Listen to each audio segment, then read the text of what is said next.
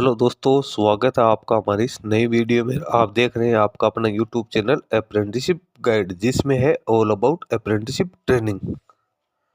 दोस्तों, defence research and development organisation, जिसको DRDO के नाम से जाना जाता है, इसके द्वारा यहाँ पे आईटीआई पास आउट कैंडिडेट्स के लिए अप्रेंटिसशिप की रिक्रूटमेंट का एडवर्टीजमेंट है वो जारी किया गया है, जिसका एप्लीकेशन फॉर्म 18/11/2025 से लेकर 10/12/2025 तक एलिजिबल कैंडिडेट हम वो फिलअप कर सकते हैं। वैकेंसी जो निकाली गई वो CFEES दिल्ली के लिए यहाँ पे निकल के आई है, जिसका एडवर्टीजमेंट आपको इसकी ऑफिशियल वेबसाइट पे देखने को मिल जाएगा। यहीं पे आपको व्यू मोर का ऑप्शन दे रखा है, इसके ऊपर आप जैसे ही क्लिक करोगे तो यहाँ पे एक नया पेज है वो ओपन हो जाएगा, जिसमें इस वैकेंसी के रिगार्डिंग वो पूरी डिटेल्स है आप लोगों को यहाँ पे दे रखी है। वैकेंसी जो कितने पदों के लिए निकाली गई है, कौन से ट्रेड्स को इसमें मौका दिया गया, उसके बारे में अपने यहाँ पे डिटेल्स के अंदर है वो डिस्कशन करने वाले हो। तो यहाँ पे आप चेक कर सकते हो CFEES daily invites online application from eligible candidate for the ITI apprenticeship training. तो यहाँ पे इसकी जो एप्लीकेशन फॉर्म जो यहाँ पे निकाला गया है उसको आप यहाँ पे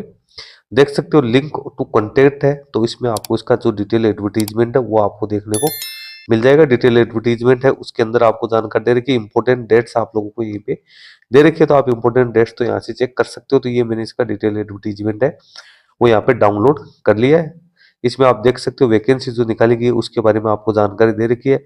centre for fire explosive and environment safety ministry of defence की ओर से निकाली गई है, और तिमारपुर दिल्ली की ओर से ये वैकेंसी निकल गई। वैकेंसी निकाली गई है मैकेनिक मोटर व्हीकल की 5, ड्रॉट्समैन सिविल की 4, इलेक्ट्रॉनिक मैकेनिक की 3, इंस्ट्रूमेंट मैकेनिक की 4, लेबोरेटरी असिस्टेंट केमिकल प्लांट की 10, computer operator and programming assistant COPA की 12, 38 पदों के लिए यहाँ पे वैकेंसी है वो यहाँ पे निकल गई है, जिसमें कैंडिडेट है वो ITI पास आउट होना जरूरी है। NCVT का कैंडिडेट के पास में यहाँ पे सर्टिफिकेट होना जरूरी है 2 साल का। कोफा के लिए 1 साल का यहाँ पे होता है, तो कोफा के लिए 1 साल ही यहाँ पे रहेगा। एज लिमिट है कैंडिडेट की मिनिमम 18 वर्ष, अनरिजर्व कैटेगरी के लिए मैक्सिमम एज 27 वर्ष, OBC के लिए 30 वर्ष, SC/ST के लिए 32 वर्ष, फिजिकल डिसेबल पर्सन के लिए 37 वर्ष रखी गई है। पार्ट नंबर 3 जो कि इंपॉर्टेंट इंस्ट्रक्शंस है, तो इसमें आपका जो रजिस्ट्रेशन है वो आपका ITI कैंडिडेट के रूप में NCVT MIS पोर्टल के ऊपर रजिस्ट्रेशन होना यहाँ पे जरूरी है। इसके साथ ही कैंडिडेट 2023, 24 और 25 में जिन्होंने पास आउट किया है वही कैंडिडेट इसमें अपना एप्लीकेशन फॉर्म सबमिट कर सकते हैं। 2023 से पहले वाले कैंडिडेट इसमें एलिजिबल नहीं है। कैंडिडेट जिनके पास डिप्लोमा ग्रेजुएशन पास आउट की क्वालिफिकेशन है तो वो भी इसमें अपना एप्लीकेशन फॉर्म सबमिट नहीं कर पाएंगे।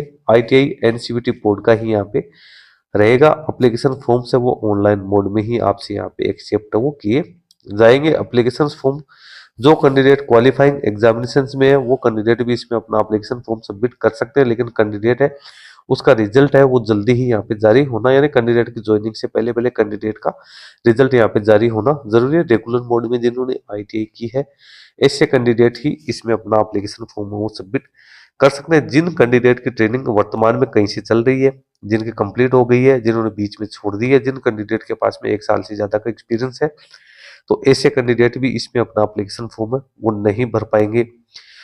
अब कैंडिडेट है एप्लीकेशन फॉर्म जो कैंडिडेट को डॉक्यूमेंट वेरिफिकेशन के लिए बुलाया जाएगा, यानी इंटरव्यू या डॉक्यूमेंट वेरिफिकेशन के लिए बुलाया जाएगा, तो क्या क्या डॉक्यूमेंट्स कैंडिडेट को लेके जाना है।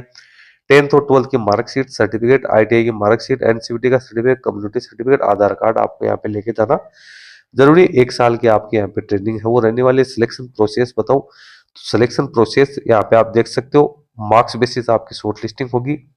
सबसे पहले तो आपकी शॉर्ट लिस्टिंग होगी एप्लीकेशंस की, आपने जो मार्क्स प्राप्त किए उसके आधार पे। उसके बाद में आपका इंटरव्यू के लिए यहाँ पे कॉल किया जाएगा। इंटरव्यू की जानकारी ईमेल और SMS के जरिए आपको देखने को मिल जाएगी। जिसकी ऑफिशियल वेबसाइट है उसके ऊपर भी इसकी इन्फॉर्मेशन है वो देखने को मिल जाएगी। इसके लिए लगातार आपको इसकी ऑफिशियल वेबसाइट है उसको चेक करते रहना है, अपनी ईमेल ID को चेक करते रहना है। स्क्रीनिंग टेस्ट और इंटरव्यू जो भी यहाँ पे कंडक्ट किया जाएगा वो CFEES दिल्ली में ही कंडक्ट है यहाँ पे किया जाएगा। एप्लीकेशन फॉर्म भरने के लिए आपको सबसे पहले अप्रेंटिसशिप इंडिया पोर्टल पे जाके और आपको अपना एप्लीकेशन फॉर्म है वो सबमिट करना है। उसके बाद उसका प्रिंट आउट निकाल के उसके साथ सारे डॉक्यूमेंट लगा के और आपको अपने पास रखना है।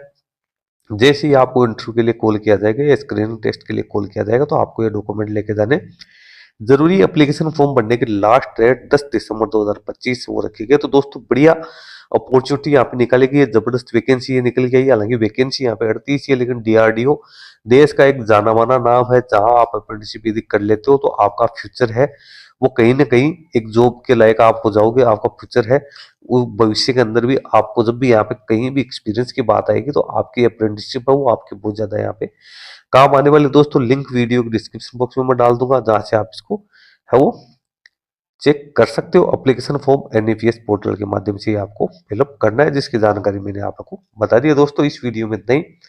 वीडियो अच्छा लगा तो उसको लाइक शेयर करना। कोई क्वेश्चन है या कोई क्वेरी है तो आप हमें कमेंट करके बता सकते हैं। चैनल को ज्वाइन नहीं किया तो चैनल को भी ज्वाइन कर लेंगे। इस चैनल पे आपको इस प्रकार की नई नई अपडेट्स है मिलती रहती है। धन्यवाद।